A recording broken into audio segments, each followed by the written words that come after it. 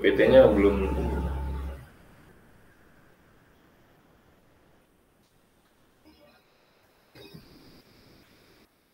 Dimulai. Bismillahirrahmanirrahim. Assalamualaikum warahmatullahi wabarakatuh.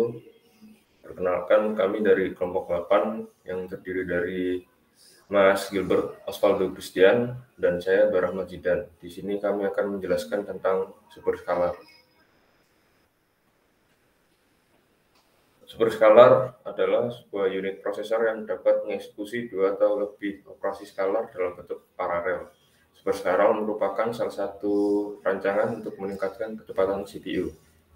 Standar pipeline yang digunakan untuk pengolahan bilangan matematika integer atau bilangan bulat, bilangan yang tidak memiliki pecahan. Kebanyakan CPU juga memiliki kemampuan untuk pengolahan untuk data floating point atau bilangan berkoma. Next. Berikutnya ada alasan desain superskalar. Desain superskalar ini bertugas untuk meningkatkan kinerja komputer dengan cara saling overlap tahapan dari instruksi yang berbeda. Pada pipeline, untuk melakukan proses atau stage overlapping, dibutuhkan paling tidak setengah clock, sedangkan superskalar mengizinkan proses untuk bekerja secara bersamaan pada saat clock yang sama. Intisari dari pendekatan superskalar adalah kemampuan untuk melaksanakan instruksi-instruksi secara independen dalam pipeline yang berbeda.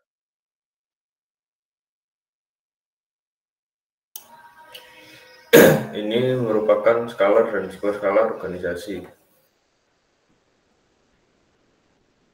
di mana integer register file akan masuk ke pipeline integer, kemudian kembali ke integer. Lalu ada yang sebagian ke floating point register, lalu ke pipeline khusus untuk floating point yang berintegrasi bersama-sama memori. Untuk gambar kedua, untuk superskalar organisasi, hampir sama dengan yang atas, cuma dengan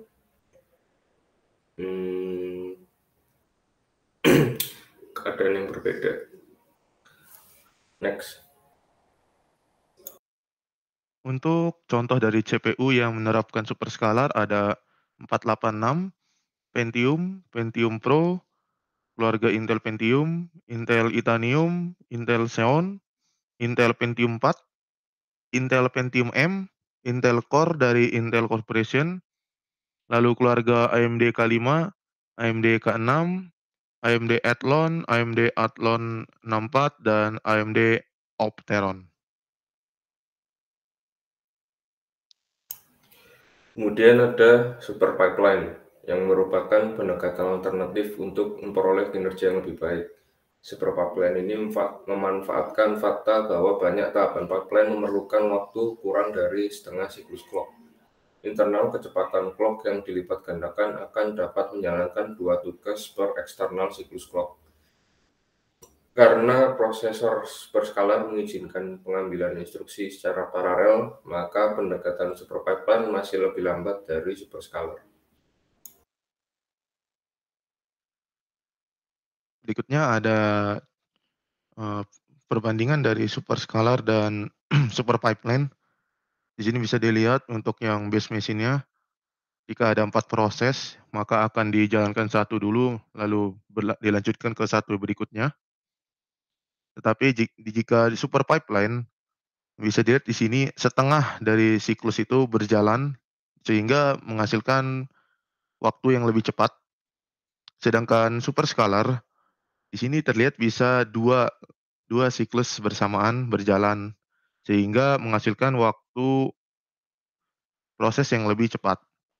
Jika dilihat di sini base machine menghasilkan 9, misalnya menghasilkan 9 detik, super pipeline menghasilkan 6,5, dan superskalar menghasilkan 6 detik.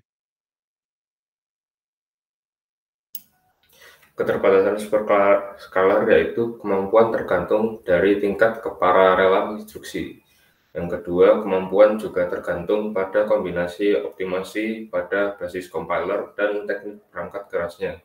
Yang ketiga, semua kemampuan di atas dibatasi oleh pertama true data dependency, yang kedua procedural dependency, yang ketiga resource conflict, keempat output dependensi, yang kelima anti dependensi.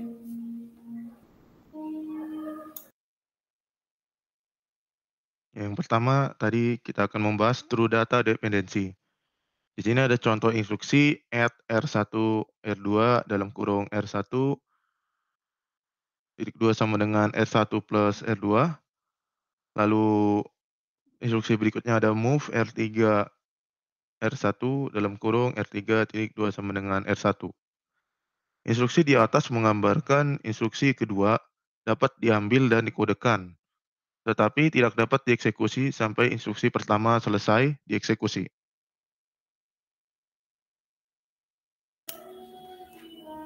Prosedural dependensi, yaitu sistem tidak dapat mengeksekusi instruksi setelah percabangan paralel dengan instruksi sebelum percabangan. Juga jika panjang instruksi tidak tetap atau bervariabel, instruksi harus di-decode untuk mengetahui berapa kali fetch yang diperlukan. Hal ini akan mencegah terjadinya fetch pipeline secara simultan. Prosedural dependensi ini juga merupakan suatu alasan mengapa teknik superscalar ini lebih diterapkan pada RISC.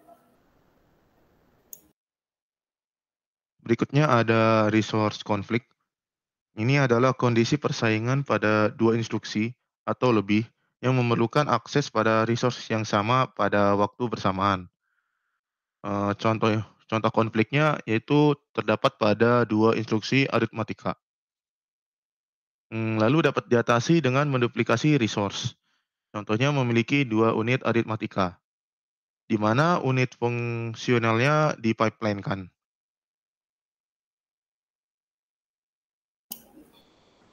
Di sini ada effect of dependency, yaitu ketika tidak ada dependensi, program akan dieksekusi bersamaan.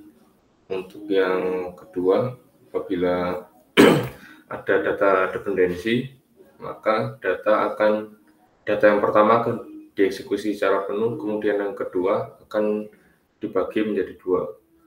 Untuk prosedural dependensi, kedua data dijalankan bersamaan, kemudian saat data yang telah dijalankan hampir selesai akan dimasukkan data yang kedua dan kemudian data selanjutnya. Untuk resource conflict hampir sama dengan data dependensi. Berikutnya ada dari design issues. Di sini ada dua parallelism. Yang pertama ada tingkat instruksi, yaitu instruksi yang berurutan adalah independen. Lalu eksekusi dapat di-overlap dan tergantung oleh dependensi data dan prosedural. Untuk yang paralelisme tingkat mesin, kemampuan untuk mengambil keuntungan dari paralelisme tingkat instruksi, lalu tergantung oleh jumlah dari pipeline paralel.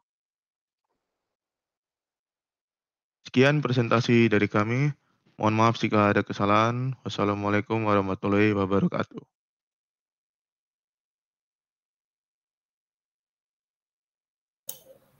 Ya, mantap.